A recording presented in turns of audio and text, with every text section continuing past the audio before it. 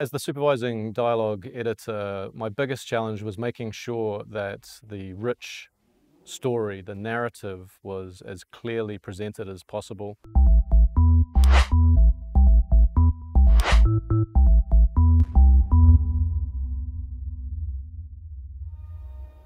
It's breathtaking. When you see sand here, imagine water. If you dive in, you can't reach the bottom. You dive in. Yes, it's called swimming. I don't believe you. The story that Frank Herbert initially wrote was so dense, and Denis and his scriptwriting partner John Spates did an incredible job of condensing a lot of that.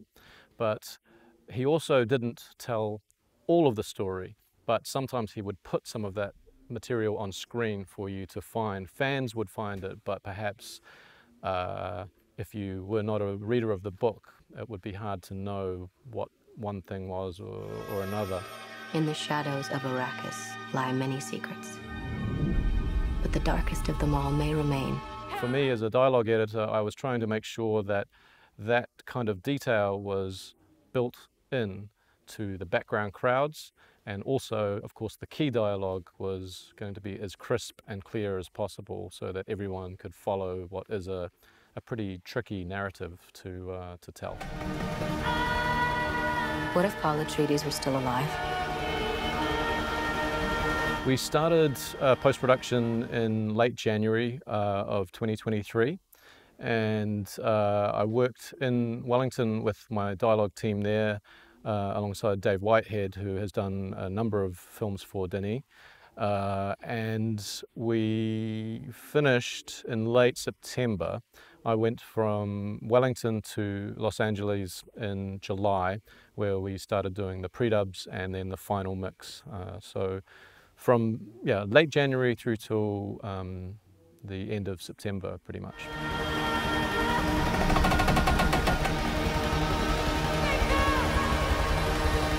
As far as the mix format is concerned, it was always determined that we would be establishing the film as a Dolby Atmos mix.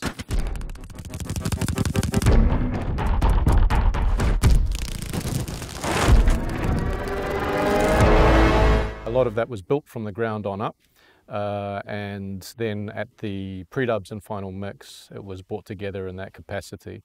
There's also a big emphasis put on the IMAX mix as well. Welcome to IMAX, the world's most immersive movie experience. I believe that Denis' preferred version for audiences to receive the film is in IMAX with the 12.0 mix. So although the native initial print master we did was the Dolby Atmos mix, and then all the subsequent versions all the way down to a stereo mix and the IMAX mix, everything was based off that original Dolby Atmos mix. Have you ever had a dream about your first ride?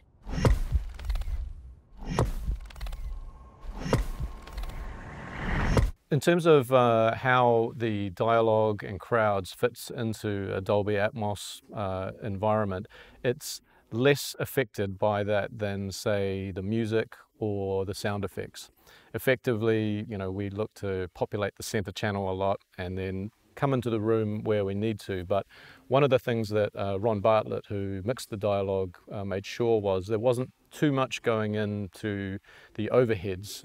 In fact, pretty much nothing from the dialogue point of view, for the sheer fact that we would otherwise be occupying space that we should be giving to other parts of the soundtrack. So there's a lot in the roof for the music and the effects, but even with things like the voice, it was very much kept screen-centric and then in the surround environment, but not so much using the overheads, not in the dialogue capacity. Everyone had enough space to play in, and we stayed in our lane.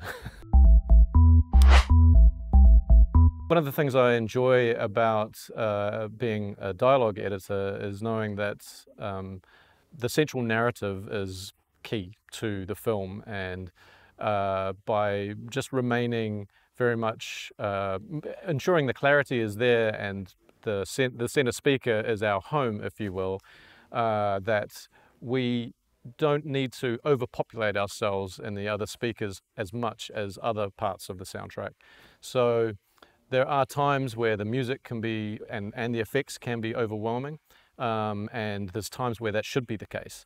And it's always a dance. It's an incredible balance that needs to be found at the final mix in terms of how that plays in the environment. For me, I always want to know that the audience is receiving the story first and foremost, and a lot of the time dialogue is cleared, or other parts of the track rather are cleared so that the dialogue can play clearly. But what I really like about Dune is we were able to find a really clear and clean balance of all of that. So Ron Bartlett did a great job of actually centering the dialogue, and his mixing partner Doug Hempel, they've worked together for so many years. There's an incredible simpatico that they have, and it was a pleasure to actually watch them effectively make space for each other. So Ron was looking after not only the dialogue but the music, so he knew exactly how the narrative needed to play, so the audience knew what the story was, how to use Hans Zimmer's music, pulling it off the screen or around us or above us to still have the impact but not losing any of the narrative.